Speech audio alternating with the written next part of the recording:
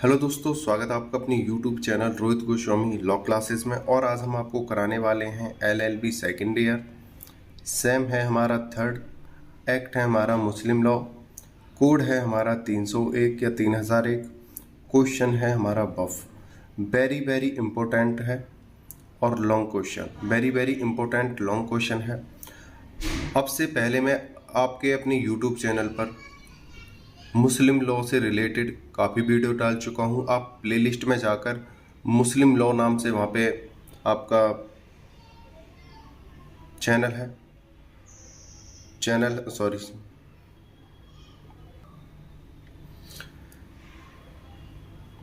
आप अपने ही इसी चैनल पर प्लेलिस्ट में जाकर मुस्लिम लॉ नाम से आपकी एक प्लेलिस्ट बनी हुई है, वहाँ पर आपकी सारी वीडियो मुस्लिम लॉ से रिलेटेड पड़ी हुई हैं। वहाँ से आप देखिएगा, आपके मुस्लिम लॉ में बहुत अच्छे नंबर आने वाले हैं और आपको कोई भी क्वेरी नहीं रहेगी, आपको कोई समस्या नहीं रहेगी एग्जाम में। ठीक है, अगर आपको हमारी वीडियो अच्छी लगती है तो लाइक करें, शेयर करें एंड सब्सक्राइब करें और ज़्यादा से ज़्यादा दोस्तों में शेयर करें। ज़्यादा बात ना करते हुए अब हम अपने क्वेश्चन की तरफ चलते हैं। ये जो क्वेश्चन है थोड़ा इम्पोर्टेंट इसलिए भी हो जाता है क्योंकि इसमें वफ यानी ये जो है कम बच्चे ही जानते हैं ये वफ होता क्या है, और इसको जब हम पढ़ेंगे तो हमें पता चलेगा वफ क्या होता है और जरूर इससे इम्पोर्टेंट क्यों है। उसके लिए मैं बताता हूँ। इसमें से अक्सर हम जब भी एग्ज़ाम देते हैं यहाँ से क्वेश्चन 101% आता है। वो कोई चांस ऐसा होगा जब पेपर में इससे क्वेश्चन नहीं आता हो, नहीं तो अन्यथा 101% यहाँ से क्वेश्चन बन के आपके लिए तैयार जरूर होता है। तो इसलिए बहुत ज़्यादा इम्पोर्टेंट हो जाता है, तो इस वाले क्वेश्चन को अच्छे से समझना। चलते हैं अपने क्वेश्चन की तरफ। वफ की परिभाषा कीजिए तथा उसके आवश्यक तत्वों की व्याख्या कीजिए। एक मान्य वफ के क्या कानूनी परिणाम होते हैं। ये था हमारा क्वेश्चन और क्वेश्चन के आंसर पे भी हम चलते हैं जो कि आप देख रहे हो। वफ की परिभाषा, सबसे पहले तो हमें अपनी इसमें परिभाषा देनी है और परिभाषा जब हम देंगे तो हमारे एग्जामिनर जो होते हैं उन पे थोड़ा अच्छा सा प्रभाव पड़ता है। ठीक है, वफ का शाब्दिक अर्थ है रोको या रोकें, रखना। वफ का शाब्दिक अर्थ है किसी को थामे रखना, रोके रखना अथवा बांधना। मुस्लिम विधि के अंतर्गत वफ का तात्पर्य ऐसी भौतिक संपत्ति से है जिसका अंतरण नहीं किया जा सकता तथा जिसका उपयोग धर्मार्थ अथवा पवित्र कार्यों के लिए किया गया हो। देखो, वफ का मतलब है जो वफ होता है उसको रोक के रखना है, उसको संभाल के रखना है, बांध के रखना है।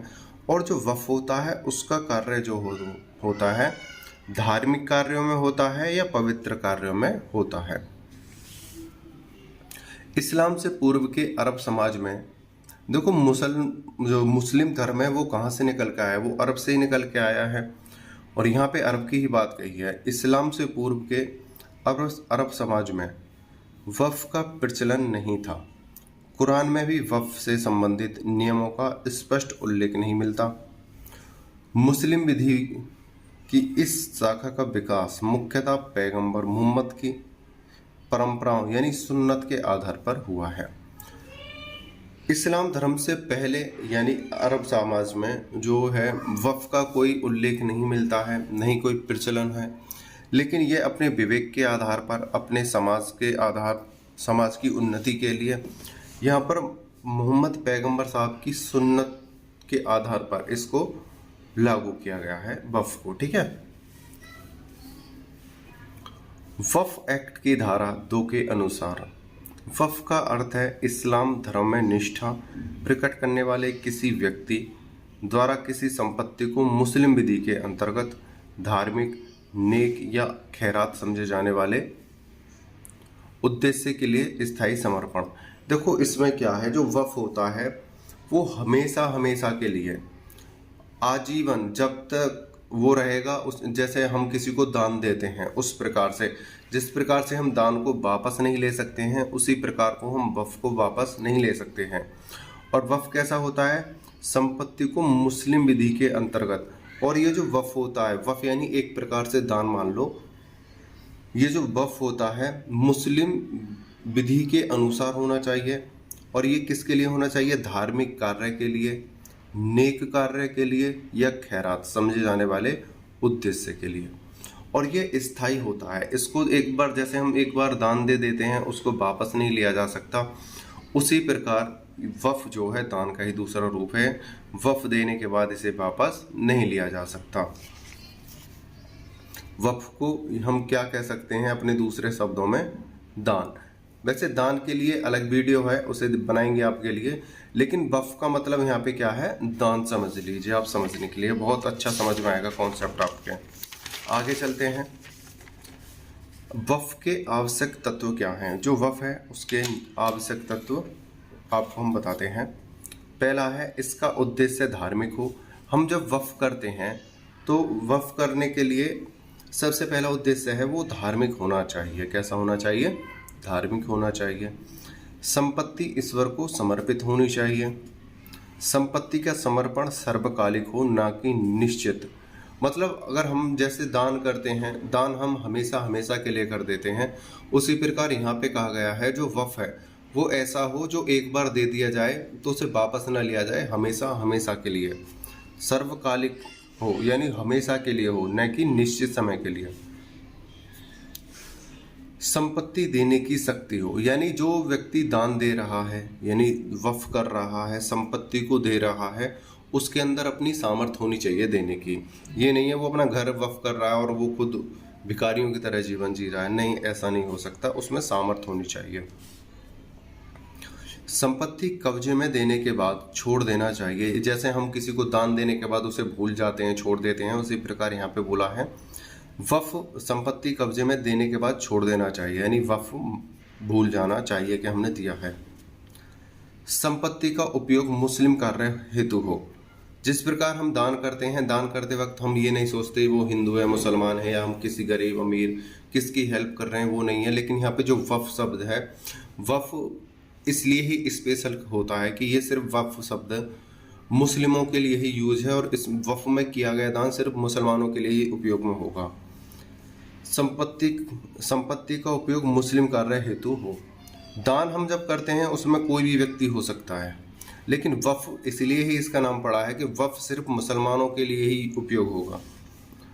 वफ की प्रकृति स्थायी हो, न कि आकस्मिक, यानी सदा के लिए हो, ना कि आकस्मिक कुछ समय के लिए। वफ शर्त वहीन हो, इसके अंदर कोई शर्त नहीं होनी चाहिए, शर्तहीन होना चाहिए।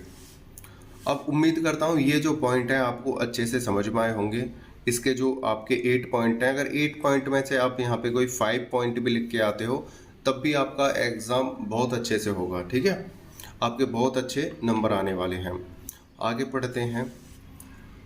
यहाँ पे कह रहा है कि वफ कौन कर सकता है, वफ कौन कर सकता है, यहाँ से भी आपका क्वेश्चन बन जाता है 5 नंबर में, 10 नंबर में, ठीक है। यहाँ वफ की बात आती है, मुस्लिम धर्म का अनुयायी यानी मुसलमान व्यक्ति ही वफ कर सकता है। अब देखो दान तो कोई भी कर सकता है, लेकिन वफ बे आदिफ है, वफ केवल मुस्लिम व्यक्ति ही कर सकता है। लेकिन जो दान होता है, दान वो कोई भी धर्म का व्यक्ति,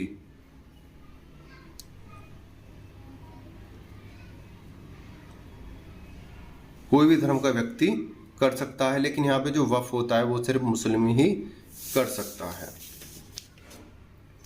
दूसरा, वो स्वचित्त हो, स्वस्थ चित्त, यानी उसे जो वो दान कर रहा है उसको समझने की उसकी क्या हो, क्षमता हो कि हाँ मैं अपनी संपत्ति का दान कर रहा हूँ।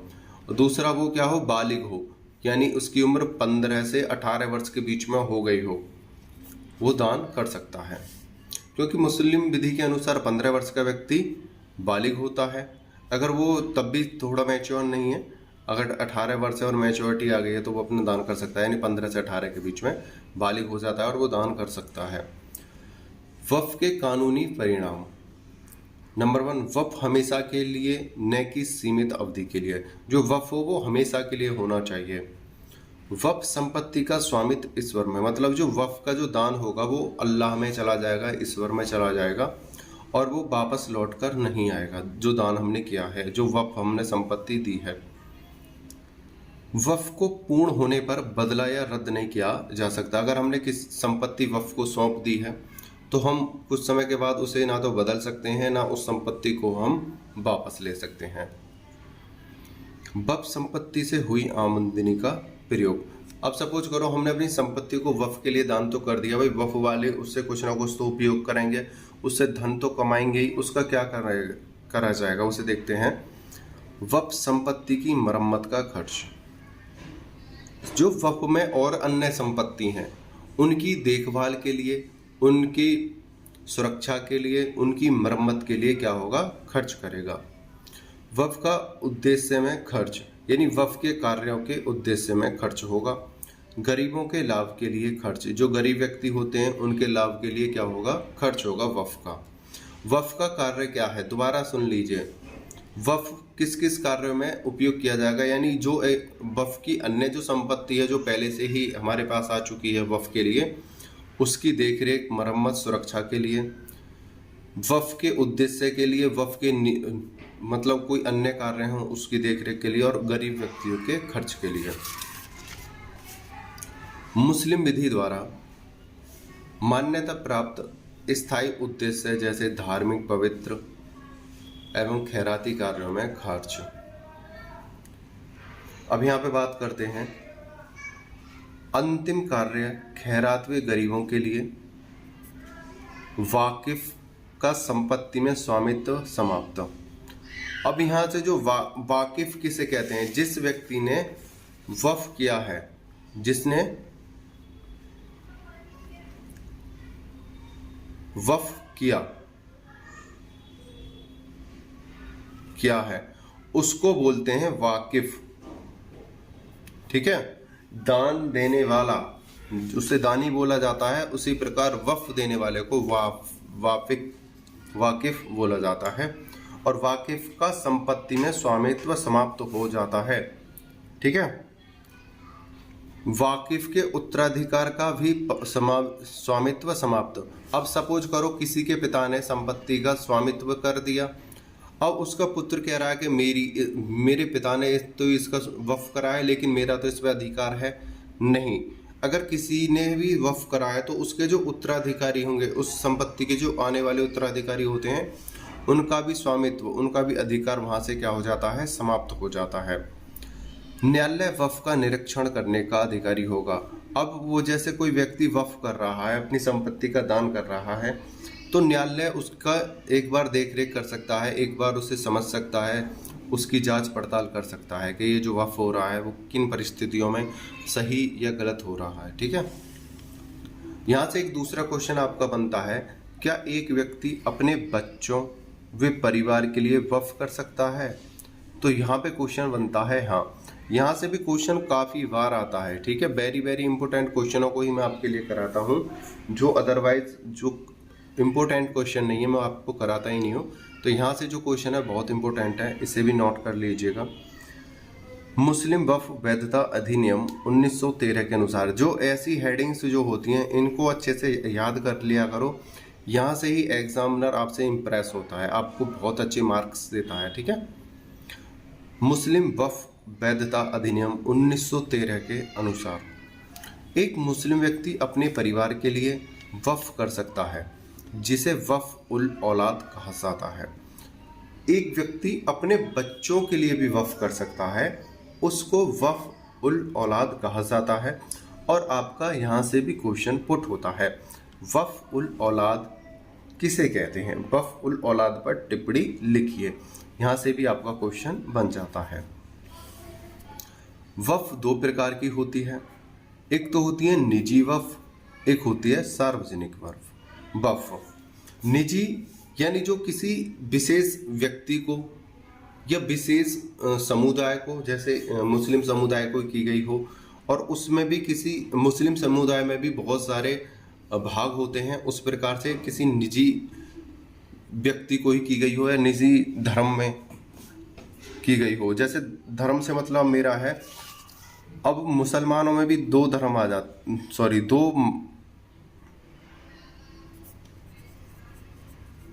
मुसलमानों में दो प्रकार के मुसलमान आ जाते हैं। मुस्लिम धर्म के अंदर दो मुसलमान आ जाते हैं, एक तो सिया, एक होती है सुन्नी।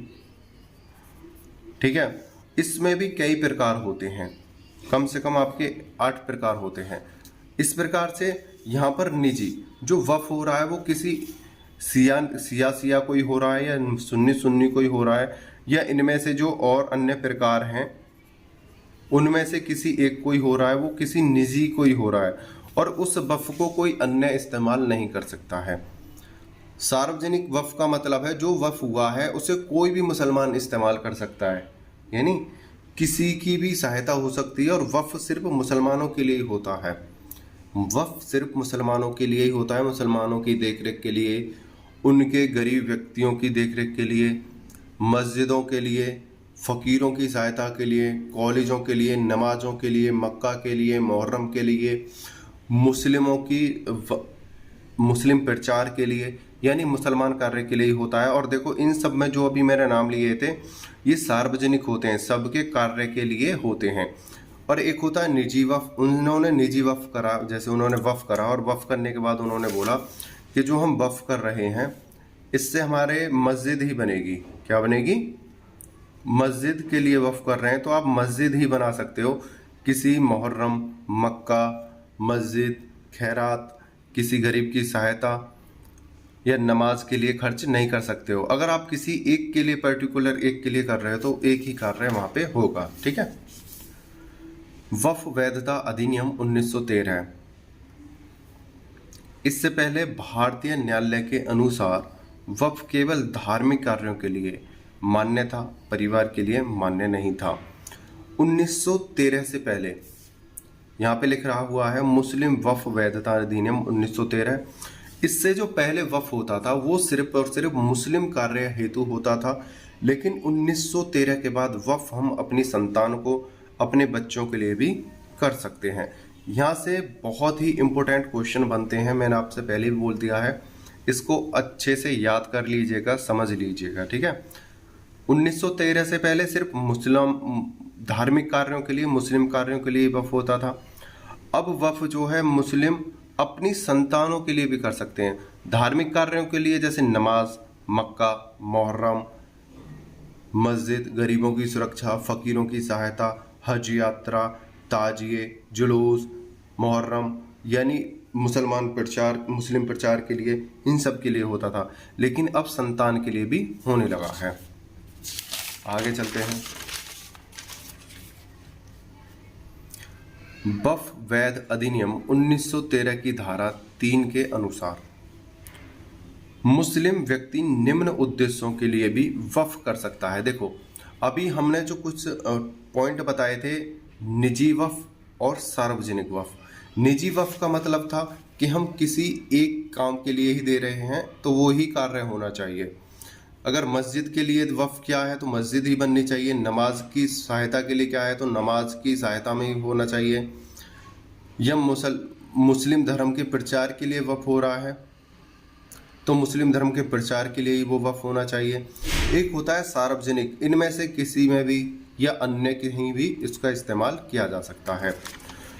और यहाँ पे बात कर रहे हैं वफ वैधता अधिनियम 1913 की धारा 3 के। तो 1913 से पहले क्या था कि हम जो वफ करते थे वो मुस्लिम कार्यों में ही किया जाता था, लेकिन अब संतान के लिए भी वफ किया जाता है। अब यहाँ पे बात आती है मुस्लिम जो होते हैं, जो वफ करते हैं वो अन्य कार्यों में भी लागू हो सकता है। वो कौन से कार्य हैं वो देखते हैं। वाकिफ, यहाँ फै कर लो, वाकिफ के परिवार, वंशजों, भरण पोषण या पूर्ण व आंशिक सहायता के लिए। अब सपोज करो किसी व्यक्ति ने अपना वफ करा, क्या करा? वफ करा। उसके आने वाली कोई संतान नहीं है और ना उसका कोई संतान है, ना तो है और ना ही कोई आने वाली उसकी संतान है। इसने वफ तो कर दिया है, किसने? व्यक्ति ने। अब वफ करने के बाद इसकी जो संपत्ति है सारी वफ को चली गई। और वफ का नियम क्या है? एक बार संपत्ति जाने के बाद वापस नहीं होगी। क्या नहीं होगी? वापस नहीं होगी। इस स्थिति में इस व्यक्ति का भरण पोषण देख रेख कौन करेगा? तो इस वफ का कार्य है कि वो इस व्यक्ति का भरण पोषण करेगा, उसकी देख रेख करेगा, और परिवार के में अगर कोई और अन्य ऐसा व्यक्ति है जो उस समय जैसे उसकी पत्नी है, या कोई पागल बच्चा है, या कोई लड़की है जो नाबालिग है, भाई ऐसे बच्चों की, या कोई बीमार व्यक्ति है, उनकी क्या करेगा? सहायता करेगा। ठीक है। अब नाबालिग व्यक्ति से है उनकी संतान, मतलब वफ का मतलब है किसी को दिया नहीं जाएगा, और इन व्यक्तियों का भरण पोषण कौन करेगा उस समय? ठीक है। अब बोलोगे कि आपने बोला तो ना तो कोई संतान है ना आने वाली है। ये भी तो हो सकता है कि किसी के नाबालिग बच्चे हों और वो अपनी संपत्ति का वफ करना चाहता हो, उसने वफ कर दिया, नाबालिग बच्चे हैं, तो वफ का हक है, अधिकार है कि उस बच्चे का भरण पोषण करे जो नाबालिग है, और जिसने करा है वफ उसकी भी देख रेख करे। ठीक है। ये भी एक परिस्थिति बन सकती है। वाकिफ के परिवार, वंशजों, भरण पोषण या पूर्वज में आंशिक सहायता के लिए। नंबर 2, वाकिफ हनाफी मुस्लिम होने की अवस्था में उसके जीवन काल के भरण पोषण और सहायता। हनाफी मुस्लिम होने की अवस्था में, जो मैंने आपको अभी बताया था, जो मुस्लिम होते हैं वो भी 7-8 प्रकार के होते हैं, जैसे शिया सुन्नी, और शिया सुन्नी के अंदर भी काफ़ी प्रकार के मुसलमान होते हैं। इसकी अगर आपको नॉलेज लेनी है तो हमारे YouTube की प्लेलिस्ट में जाइए, और प्लेलिस्ट में है मुस्लिम लॉ नाम से एक प्लेलिस्ट है, वहाँ पर आपको ये सभी क्वेश्चनों का आंसर मिल जाएगा। दूसरा है वाकिफ हनाफी मुस्लिम होने की अवस्था में उसके जीवन काल के लिए भरण पोषण और सहायता। आगे चलते हैं। यहाँ से भी क्वेश्चन बहुत ज़्यादा आता है, इसलिए मैंने इसको इसी के साथ लगा दिया है। मैं एक नई वीडियो आपके लिए तैयार करता तो उससे बेटर है मैं इसी में आपके कॉन्सेप्ट को क्लियर कर दूं। ठीक है। यहाँ से 10 नंबर का क्वेश्चन बहुत ज़्यादा आता है 10 नंबर में, और 5 नंबर में कम आता है। 5 नंबर में अगर आए तो आप 3 से 4 लाइन यहाँ पर लिख दीजिएगा, ज़्यादा लिखने की ज़रूरत नहीं है। 3 से 4 पॉइंट आप इसमें लिख दीजिएगा। वफ के वैध व अवैध उद्देश्य। ठीक है। मुस्लिम विधि के अनुसार वफ के उद्देश्य, जो वफ होता है उसे हम, उसका उद्देश्य क्या है, उसके कार्य क्या है, उससे क्या किया जा सकता है वफ से? ईदगाह है, इमाम बाड़े, मस्जिद, गरीबों और फकीरों को दान, इन सब को दान दिया जा सकता है, इन सब की मदद की जा सकती है। कॉलेज एवं शिक्षा देने वाले अध्यापकों को दान, लेकिन ये जो दान होगा ना, कॉलेज एवं शिक्षा देने वाले अध्यापकों को दान, ये मुस्लिम होने चाहिए। क्या होने चाहिए? मुस्लिम होने चाहिए। वफ सिर्फ मुस्लिम से मुस्लिम को ही जाता है। नमाज पढ़ने के लिए इमामों का प्रबंध, इमामों की व्यवस्था की जाएगी। मक्का में हज के लिए मदद करना, मक्का यात्रा के लिए जा रहे हैं तो हज के लिए उनकी सहायता करना।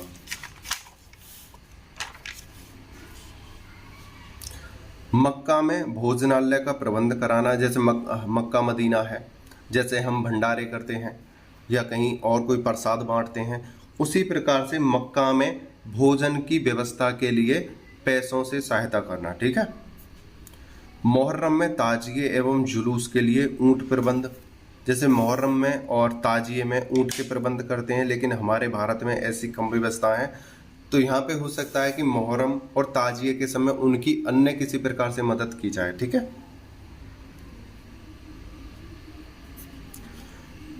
व्यवस्थापक और उसके वंशज का मृत्यु दिवस मनाना, जो जिन्होंने वफ की स्थापना करी है उनके वंशज और उनका वंशज का मृत्यु दिवस मनाना, व्यवस्थापक जो हैं उनके वंशज का मृत्यु दिवस मनाना, जैसे हम जन्मतिथि बनाते हैं उसी प्रकार से। सामाजिक कार्य इत्यादि करना, जैसे मुस्लिम धर्म का प्रचार प्रसार, व्यवस्थाएं, खर्चा जो भी है, जो सब सामाजिक कार्य हैं। ये जो सामाजिक कार्य से मतलब है यहाँ पे सिर्फ मुस्लिम ही सामाजिक कार्य होने चाहिए, किसी अन्य धर्म का व्यक्ति या कार्य नहीं होना चाहिए। सिर्फ सामाजिक कार्य मुस्लिम सामाजिक कार्य ही हो सकते हैं यहाँ पे, ठीक है। आगे चलते हैं। वफ़ के अवैध उद्देश्य। वफ़ के अवैध उद्देश्य नंबर 1 है अनिश्चित उद्देश्य के लिए वफ़ किया गया हो। मतलब उनका जो उद्देश्य है वो अनिश्चित हो, उन्हें पता ही नहीं है उनका क्या उद्देश्य है। जब अजनबी के लिए वफ़ किया गया हो। अवैध यानी हमने जो वफ़ किया है अजनबी को कर दिया है, हमें मालूम ही नहीं है कि हमने वफ़ किसे किया है, ठीक है। मुस्लिम विधि के विरुद्ध किया गया कार्य जैसे मंदिर तथा गिरजाघर आदि बनवाना। अब हमने वफ़ तो किया, मुस्लिम व्यक्ति ने वफ़ किया, लेकिन वफ़ जो अन्य धर्म के व्यक्ति को कर दिया, मंदिर बनवाने के लिए कर दिया, गिरजाघर बनवाने के लिए कर दिया, भंडारे के लिए कर दिया, या हिंदुओं की किसी अन्य कार्य की मदद के लिए कर दिया, तो वो क्या होगा? अवैध माना जाएगा। यहाँ पे क्या है? अवैध माना जाएगा। जब धनवानों के लिए किया गया हो। अब एक तो व्यक्ति पहले से ही अमीर है, उसको वफ़ और दे दिया जाए, तो वहाँ पर उसे क्या माना जाएगा? अवैध माना जाएगा। वाकिफ की स्वयं कार्य हेतु। अब वाकिफ ने क्या सोचा है, ये जो मैं वफ़ कर रहा हूँ अपने ही कार्य के लिए, पहले तो उसने वफ़ करा, दान कर दिया, जो उसने संपत्ति दान करी उसका ही वो खुद अधिकारी बनना चाहता हो, वहाँ पे अपने ही किसी बच्चे को वहाँ पे अधिकारी बनाना चाहता हो, उसकी देखरेख करना चाहता हो। सपोज करो एक व्यक्ति ने वफ़ करा, उसने 1 बीघा ज़मीन वफ़ कर दी, और वो सोच रहा है इस वफ़ का जो संस्थापक है मेरा बेटा बन जाए या मैं बन जाऊं, स्वयं मैं बन जाऊं, और जो अन्य व्यक्ति वफ़ करेंगे वो हमारे अंडर में आएगा। अन्य जो वफ़ करेंगे हमारे अंडर में आएगा और हम क्या हो जाएंगे? पैसे वाले हो जाएंगे, और या हम धर्मगुरु कहलाएंगे। हमारी क्या होगी? प्रचार प्रसार हमारा और बढ़ जाएगा, हम पॉपुलर हो जाएंगे। इस लालच से किया गया वफ़ अवैध होगा, यानी आपके स्वार्थ के लिए। तो यहाँ पे लिखा गया है वाकिफ की स्वयं कार्य हेतु। दूसरा, कब्रों, परिवारों इत्यादि में खर्च। अब यहाँ पे हमने क्या देखा था, हम ये कार्य तो कर सकते हैं, ईदगाह, इमामबाड़े, मस्जिद, गरीब और फ़कीरों की सहायता, कॉलेज शिक्षा पर, नमाज पर, मक्का की हज यात्रा पर, मक्का में भोजनालय पर, मुहर्रम ताजिए जुलूस में सहायता, व्यवस्थापक की मृत्यु दिवस मनाना, सामाजिक कार्य हेतु। इन सब पर तो हम खर्च कर सकते हैं, लेकिन कब्रों पर नहीं, परिवार इत्यादियों पर नहीं। हम ये नहीं कि हम किसी की एक कब्र बनवा रहे हैं सुंदर सी, या किसी के कोई ज़्यादा गरीब है तो उसका हम घर बनवा रहे हैं, नहीं। हम मदद कर सकते हैं, कोई गरीब व्यक्ति है उसके खाने से, कपड़े से, उसके अन्य छोटे मोटे कोई कार्य हैं उससे उसकी मदद कर सकते हैं। बीमारी में या कोई आपत्तिजनक कोई घटना होती है, आकाश में कोई घटना होती है, तो उसमें हम मदद कर सकते हैं, ना कि उसका घर बनवा सकते या उसके परिवारों को वफ़ कर सकते, या उसकी अन्य कोई निजी कार्य हैं उसमें खर्च नहीं कर सकते हैं। वफ़ कई उद्देश्य हेतु किया जाता है, वैध व अवैध उद्देश्य।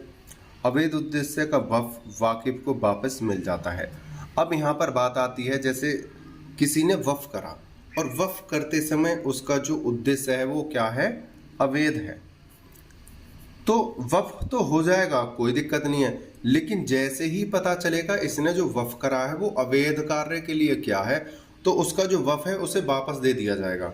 सही है। अगर सपोज करो उसने वफ़ करा, दान करा, और सामने वाली पार्टी को पता पड़ जाए, यानी मुस्लिम धर्म गुरुओं को या वफ़ के अधिकारी को, संस्थापकों को पता चल जाए कि इसका जो वफ़ है वो अवैध है, तो उसका जो वफ़ उसे वापस करा दिया जाएगा। ठीक है।